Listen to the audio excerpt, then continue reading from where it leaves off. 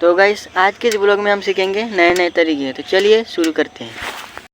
सबसे पहले हम सीखेंगे गाड़ी कैसे स्टार्ट करते हैं। गाड़ी स्टार्ट करने के लिए चाबी को ऐसे पकड़ो और इसे घुमा दो। गाड़ी हो गया स्टार्ट। तो अच्छा हमको सिखा रिया है।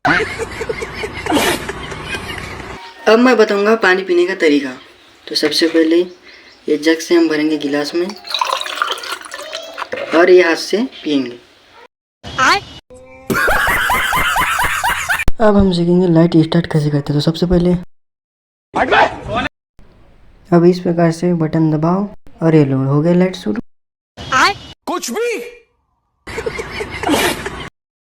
तो अब मैं बताऊंगा चप्पल पहनने का तरीका। तो पहले चप्पल को अच्छे से देख लो।